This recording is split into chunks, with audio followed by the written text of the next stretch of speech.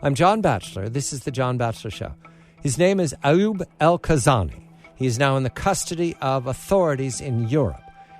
What we're understanding right now is that there was a planned massacre on a French train, an ordinary train traveling between Belgium and France.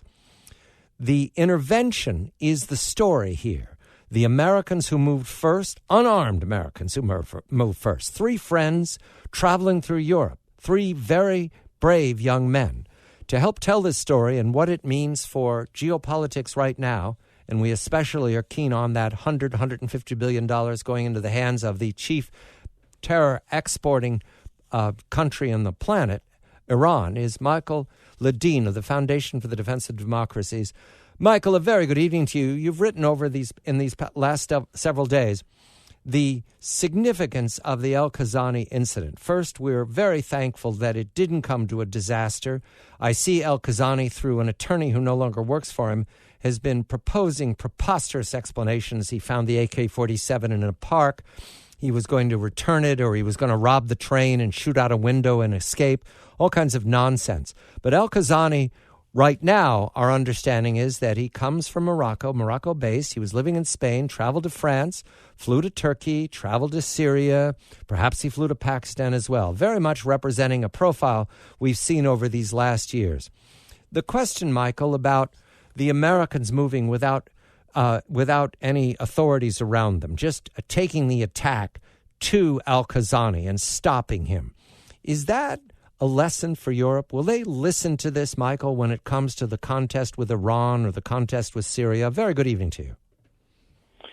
Good evening, John. Thank you very much. Well, remember that the immediate reaction of the European media when they heard about this event was to describe the Americans as Marines, because it fit their stereotype. Marines attack, and these guys attacked, so they must be Marines. That it turned out that none of them was a Marine. There's one Air Force enlisted man. There's another guy in the National Guard, Army Reserves in Oregon, and there's a third guy who's a college student in California. It just shows that their stereotypes are working overtime. So that was funny to begin with. But in a way, they were right, because these guys were carrying out an essential part of Marine doctrine, which is when you come under attack, don't hunker down, don't set up a defensive perimeter, attack them, go after them right away, which is what these guys did, and it works. It certainly worked in this case. And so France gave them the Medal of Honor, which I think is nice, and while they were at it, gave it to the Brit as well. And so it's happy. It all ended happily, and I think Mr. Stone, who's the Air Force enlisted man who had his thumb sliced off by this man, now has his thumb reattached, and I hope he'll be fine. So, yes, the lesson to the Europeans is don't take all this crap from these people. Go after them. Attack them. That's where we are, Michael, right now. Attack. Take the fight to the enemy. That is not the Obama administration. That is not what we're watching in Washington right now as we prepare for the debate about the Iran deal. Mr. Obama is leading an effort to a reason to jaw with the enemy, and the enemy mocks us, Michael. And I have to believe that this young man was given to understand that if he took an AK-47 on this train, no one would resist him, that he would fight some fantastic version of jihad without anybody shooting back. That didn't turn out to be the case, but I believe... No, but he was unlucky. The crew acted the way he was told they would act. They ran away and locked themselves in some kind of safe room, a carriage or two down the train. So he wasn't going to have any trouble from them. There was nobody there was no security person on the train, so far as I can tell. Nobody armed, nobody ready to fight back. They were all just going to be gunned down. Which is what we're watching happening in the Middle East. The enemy is taking the fight to innocent people. They're massacring whoever they come across. They're driving refugees so that we have what you'd say are heartbreaking incidents at the Macedonian-Greek border in North Africa. They're running away from these attackers, and nobody's pushing back. America, the Marines aren't there, Michael. And I have to believe that's why the attackers become bolder. And that's why this attack on a French train, they don't believe there's a hazard. No, they don't. In fact, they know there's no hazard. The Iranians who sponsor so much of this, as you rightly said, know for sure there is no hazard. They know Obama's not going to do anything to inconvenience them. He's just going to go ahead and make this deal no matter what happens in Congress, no matter who votes on what, no matter how many times it's rejected. He's just going to go ahead and carry out his alliance with the Iranians.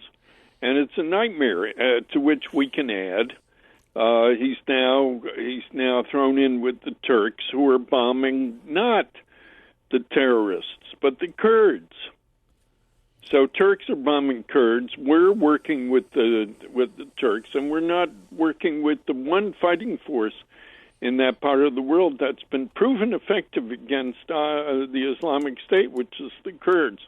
It's really disgusting. The whole thing is thoroughly disgusting, and I wish that all these pundits and all these congressional leaders and candidates and so on would stop pouring out all these details of the agreement or the non-agreement, secret annexes, IAEA letting Iran inspect itself and all of that. I wish they would stop with all those details, which I think makes most normal Americans' eyes glaze over. I wish they would just ask the basic question: do you want to give $150 billion to the Iranians so that they can kill Americans? Because that's the issue. That's the center of it all. And yet it's also complicated. Everybody wants to show off how carefully they've read the agreement and how many terrible things they've noticed in it and so on. I don't think that's the right way to do politics. I think the right way to do politics is to boil it down to its essentials, which is these are people who kill Americans, and we're paying them for it. The Marines, Michael. The Marines were in Iraq, and the country was pacified when the Bush administration ended. Now the country is ripped by a civil war.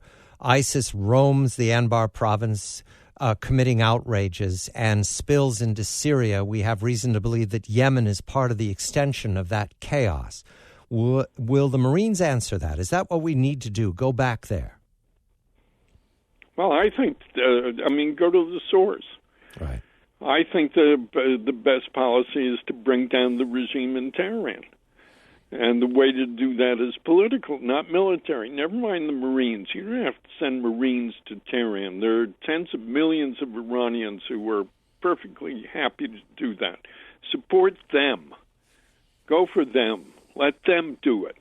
Michael Ledeen of the Foundation for the Defense of Democracy is commenting about the heroism of three young Americans, unarmed Americans, I repeat, unarmed Americans, who took on a young man who was trying to massacre human beings, unarmed human beings with an AK-47 and other weapons in a train over the weekend. And ask yourself, as you go forward to the Iran debate in September, is that money going into the hands of those three brave Americans, or is it going into the hands of that would-be mass murderer? I'm John Batchelor.